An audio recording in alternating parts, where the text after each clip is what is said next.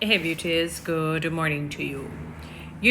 Sometimes we're watching a lot of podcasts, meetings, just listening to different programs that are coming on as it regards women trying to control men in one form or another. And I remember listening to Dr. Ken Jacob. He posited 10, is it 7 or 10 reasons as to why marriages over, many years will be dismantled. And when you listen to the reasons, it really tantamounts to women controlling the man, controlling everything, controlling the relationship, controlling the children, where they should go to school, what should be bought, every single thing. And men, by and large, are not wired to take that level of control from women, simply because of how God made men, to be the heads of the home, not to browbeat women, not to control women, but to say, hey, honey, I got this part because God gave me the understanding for this part. You got that part for the caring and the nurturing and giving wise and sound wisdom. You got that part. Not to say that men can't give wise and sound reason. All right? And many men have negated that. And that is why today we have a lot of single parent home. So men, I want you to understand why now women may come off controlling because you have failed to do your part. Now, if many of the homes, I can probably safely say 70%, 65 to 70% without even doing any form of thing. And I'm sure I can get the statistics in terms of the number of homes, single parent homes that are headed by women. I'm sure it battles between 65 to 70%. I could have said 80, but we're not going to be like that. Now, if you have no male figure that is showing you how a man's way of life, way of thinking, his personality, his characteristics, not character in terms of if you're meek, mild, really, but your personality, let me put it that way, and even your character is, you will grow thinking that men should, in an indirect sense, think the way we think as a woman, because you have not experienced a man. You have not experienced having a father showing you what a father consists of, his personality, his character. You don't know. So if you're the matriarch of your home and you're used to being the leader of your home, you tell your children what to do. When you get into a relationship, that is the very same way that you've been trained, that same habit, that same attitude, that same principle, that same spirit, as in, as I said, behavioral traits, you're going to bring into your relationship. Now, it is hard to bend the tree when it is old, as the Bible says. So because you're at a certain age now, you're an adult and you're now married, it takes Herculean and Samson in one strength for that woman to mellow out and say, okay, let me pull back. I didn't understand that if I speak this way, it can be offensive to my husband. I didn't understand if I say this word, it can put my husband down. I didn't understand simply because I was not taught. Now, I'm not making any excuses to say that women must be Jezebels and Delilahs and evil and wicked, towards a man. In relationships, that's not what I'm saying. And I'm not saying that women, because they didn't know something yesterday, they can't know it today. However, you have to make room and understand men, because many of you are guilty of why women may come off controlling in the relationship. They didn't have a father to teach them what to do. Let me explain something to you about what a father does. And I realize this now. When I talk to men, I have a lot of male, not necessarily friends, but associates. I like to hear what men have to say, because I'm trying to understand that, simply because I didn't have a father growing up. My father's alive and well, might I add. And when I hear how men talk and feel, sort of see how they think, I said, my God, I'm really seeing how different we are. I'm really seeing that how we communicate as women and how we understand some things as women. They will not understand it that way. They will not think the very same way as we do, And I said to myself, boy, I wish I had gotten certain training too. Having a father in your home gives a child, that daughter, a sense of worth, a sense of confidence, because he's a male and she one day is going to get married to a male figure as well.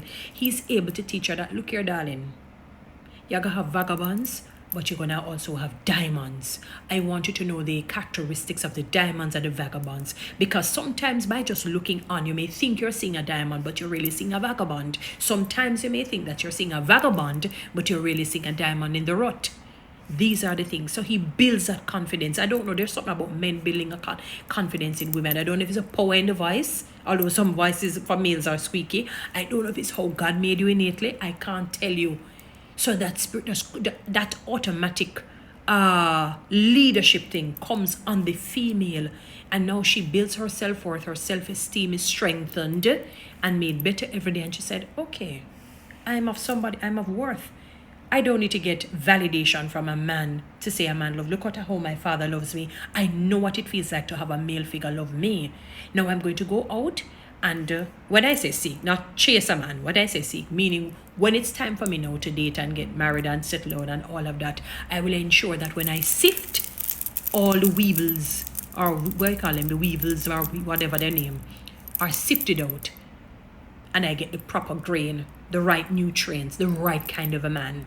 It's not going to be perfect, obviously. Something is a relationship we have to work on. But because I understand, I know what it feels like. Now, when women do not get that men, and they come into relationships, they come in with a sort of indirect thinking that may seem direct, that how they think, how they speak, how they operate, it is something that you ought to accept. And what ends up happening is that you find that they start to control you, especially if they have children outside of marriage and they have to lead the home and whatnot. That is what they're used to.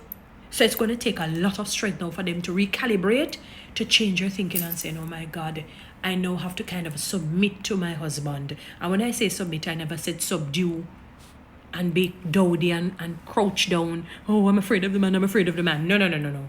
We're talking about, I have to now respect him as my leader. It feels, let me tell you something, men.